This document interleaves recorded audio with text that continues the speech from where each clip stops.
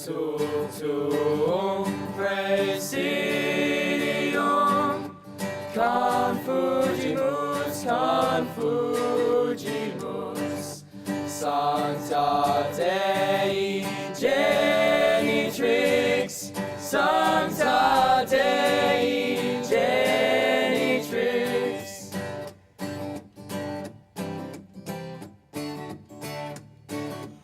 Nostras deprecationes, ne despicias, in necessitatibus nostris, sea periculis cuntis, libera nos semper, Virgo gloriosa, et benedicta. Sub tuum praesidium, confugimus, confugimus, Sancta Dei Genitrix, Sancta Dei Genitrix.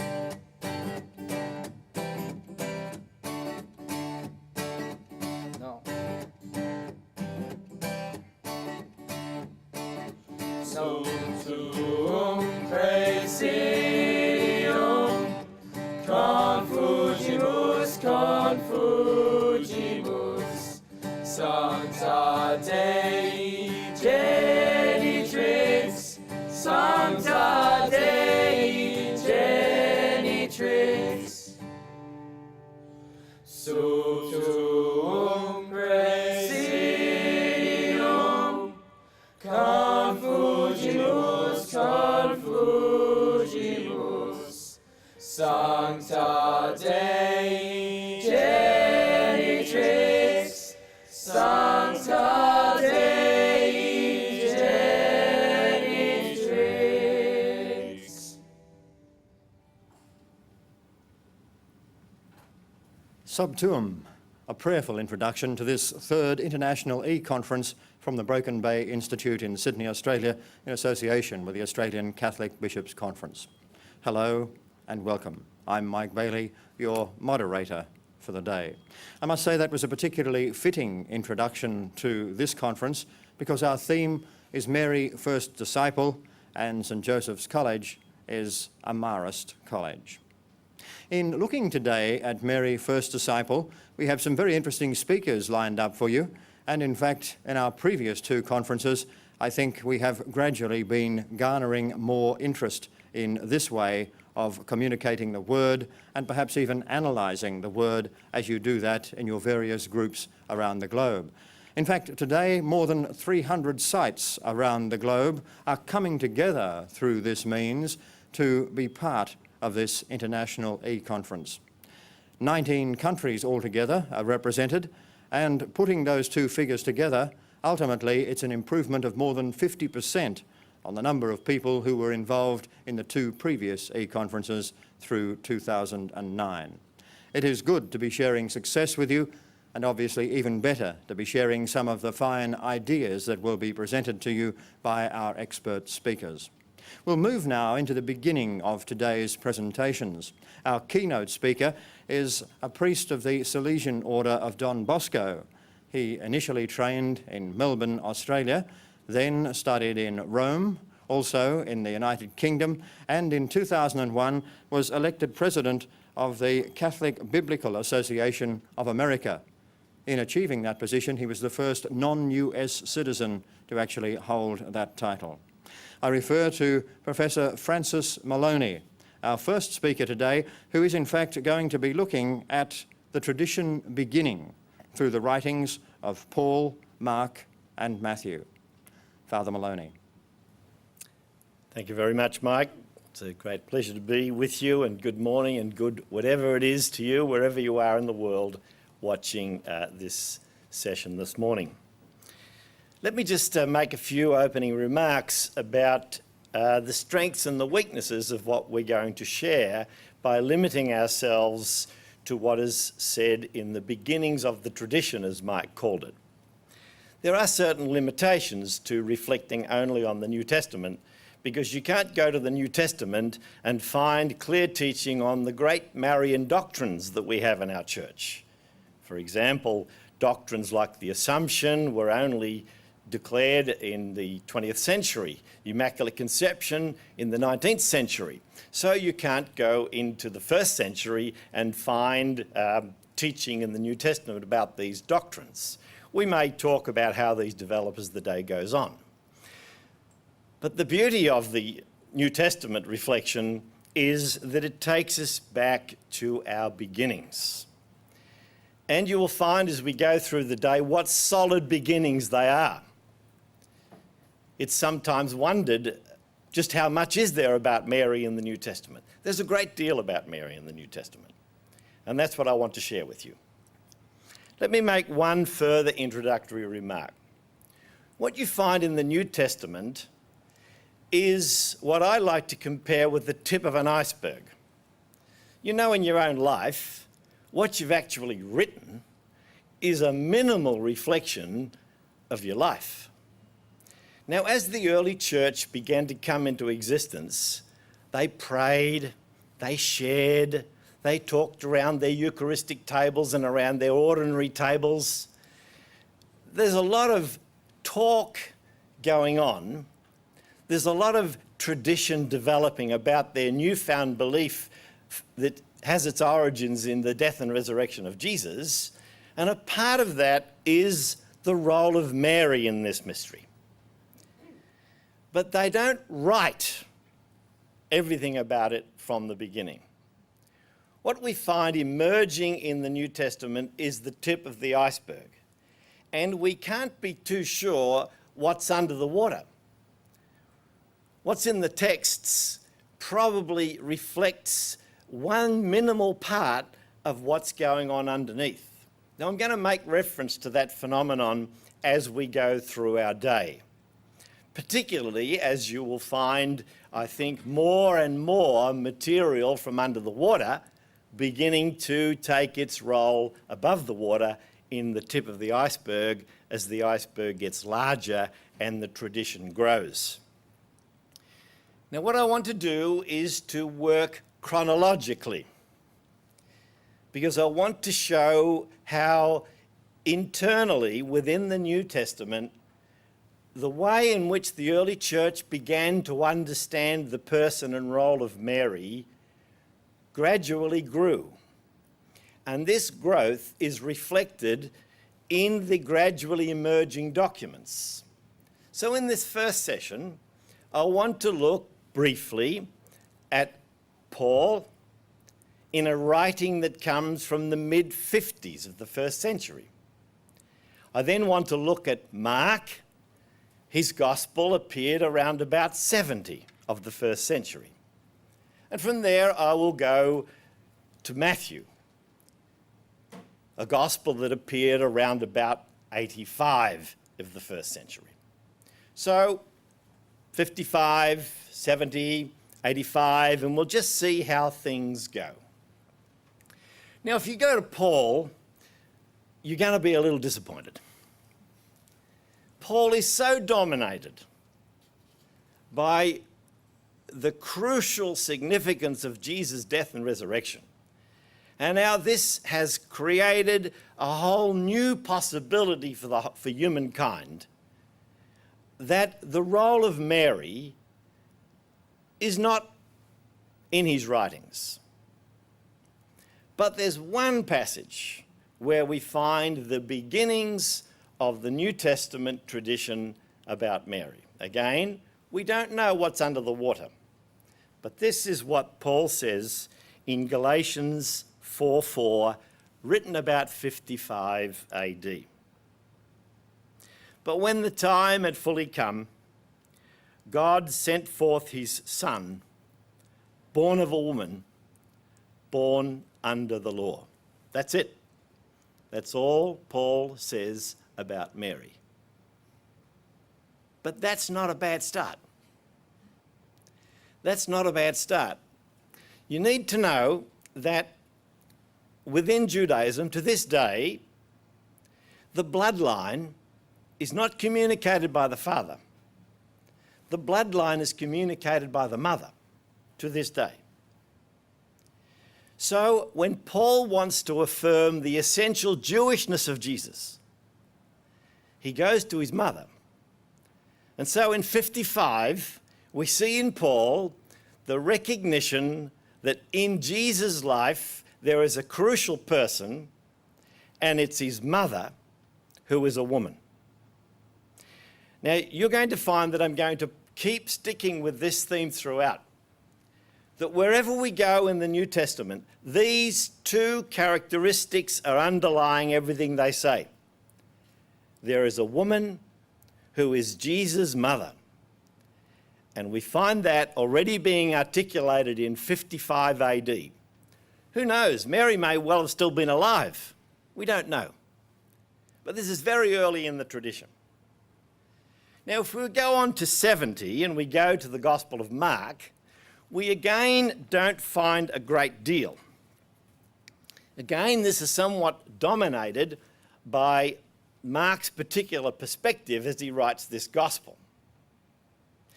And one of the things that dominates Mark's view and Mark's story of Jesus is that Jesus creates a new family.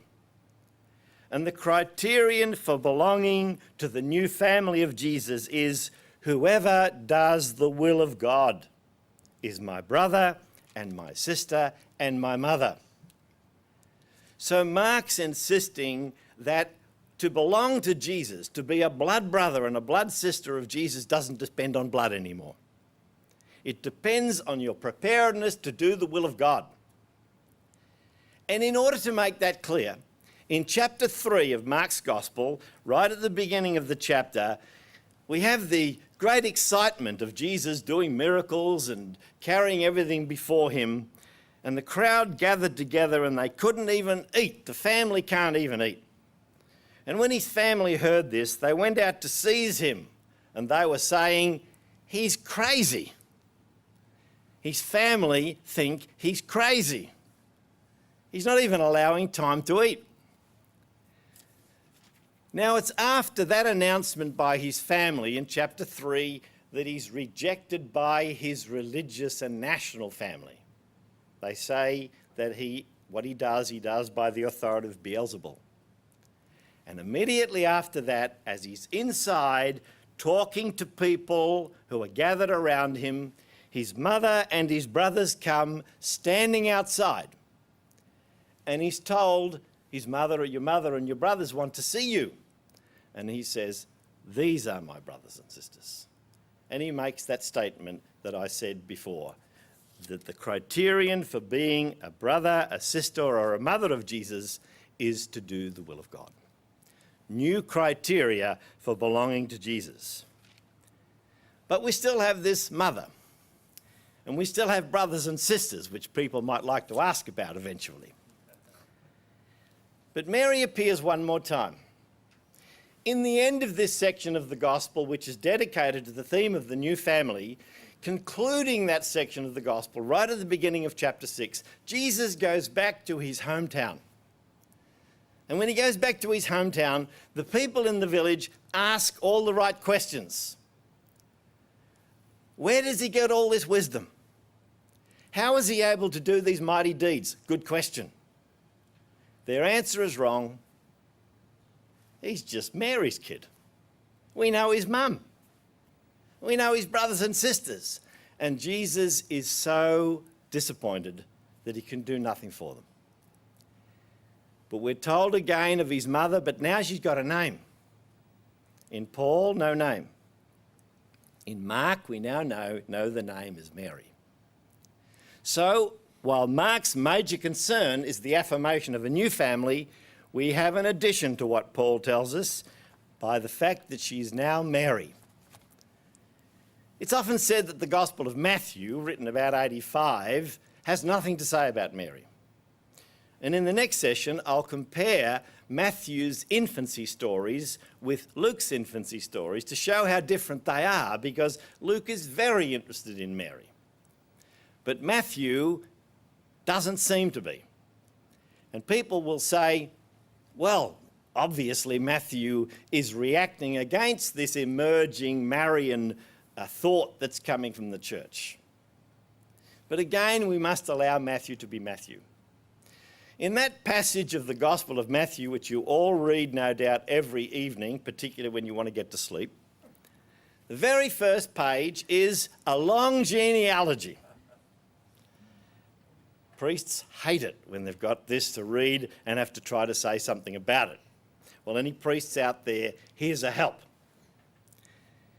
In that long genealogy, a typical Jewish genealogy is used. And in a Jewish genealogy, the fathers are the important people. They transmit the family line. Abraham was the father of Isaac, and Isaac the father of Jacob, and Jacob the father of Judah and his brothers. And Judah was the father of Perez by Zerach by Tamar. And Perez the father of Hezron, and Hezron the father of Ram, and Ram the father of Aminadab, and Aminadab the father of Nachshon, Nachshon the father of Salmon, Salmon the father of Boaz by Rahab. This never happens. Never in a Jewish genealogy do women appear. But in Matthew's genealogy, they appear 5 times. And the women who appear are Tamar, Rahab, Ruth, the wife of Uriah, and last of all, Mary, the mother of the Christ, who was supposed to be the wife of Joseph. Now, from way back in the beginnings of the church, right back from the early fathers, they say, why are these women introduced? And the earliest answer was, well, they're all non-Jews.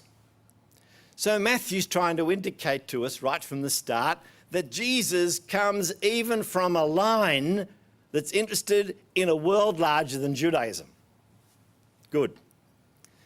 But another suggestion is these women are all a little bit ambiguous. And they are.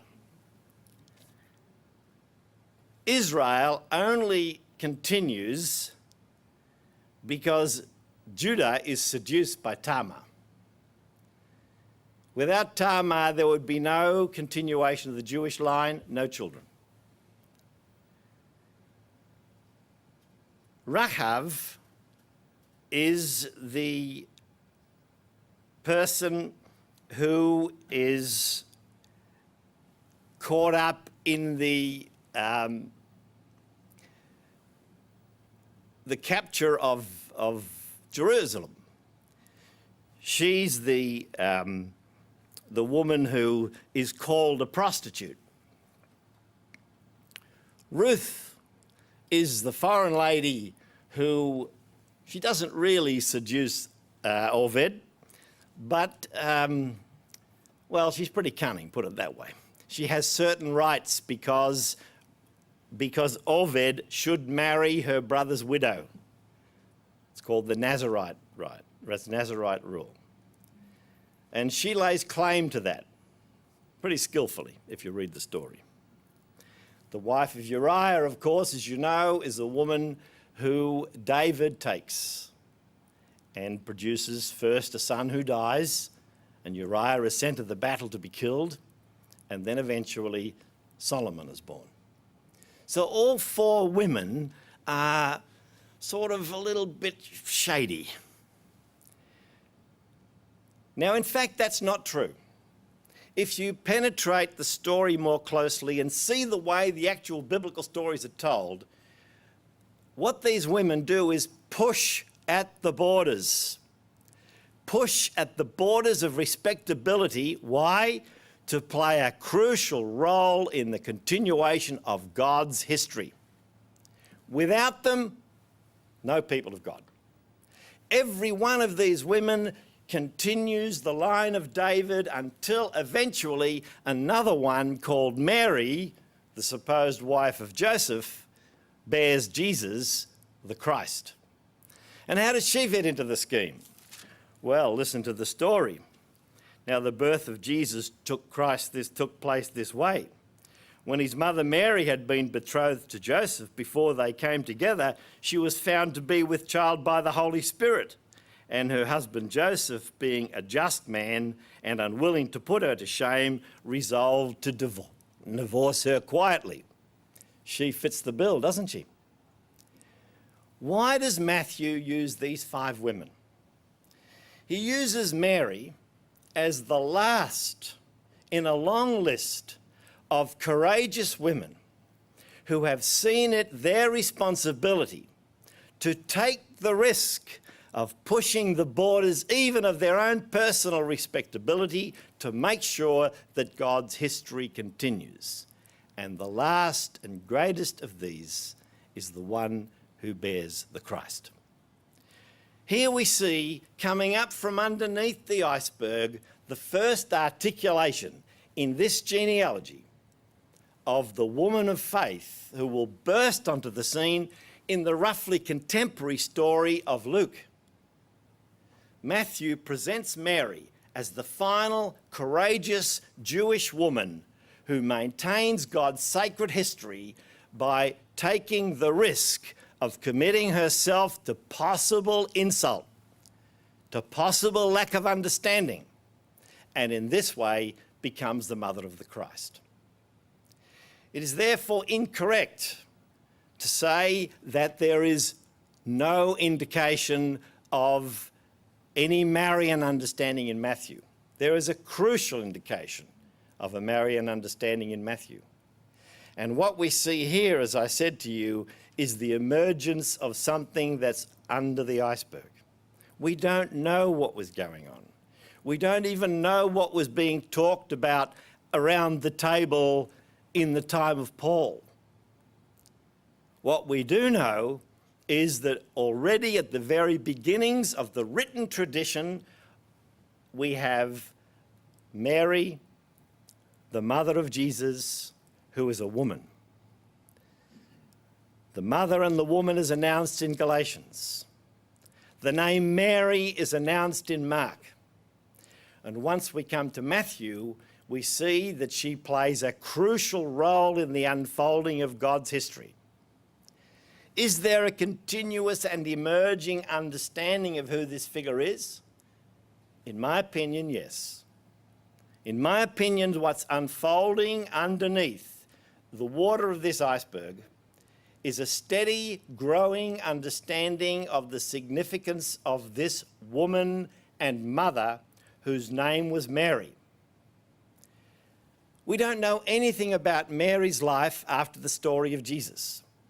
We will find in our next talk there's one hint, that after the resurrection of Jesus, in the midst of fear, Mary, the disciples, and the brothers of Jesus gathered together in an upper room.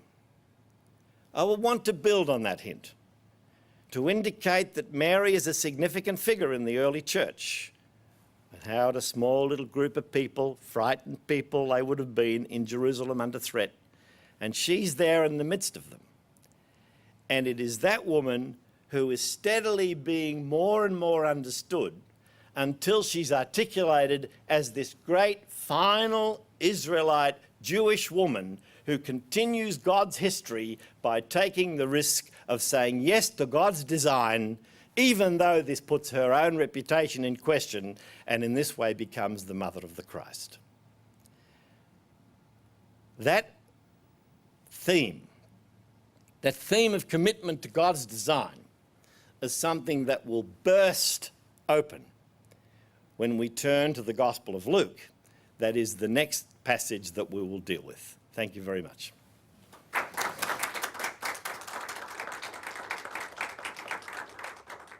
Professor Father Francis Moloney opening this conference, this international eConference on the subject of Mary, First Disciple. His initial talk looking at the tradition beginning. As he mentioned a moment ago, he will be back later in the conference with further thoughts on Mary. Those who were with us for the previous conferences through 2009 will be aware that we do take breaks through the presentation. The reason for that is to give you the chance to think about what has been said, to talk about what has been said amongst yourselves, and also to perhaps submit questions to our speakers. You can do that online, and some of those questions will be answered as we move through the presentation. So we invite you to send those questions online, and we also invite you to register.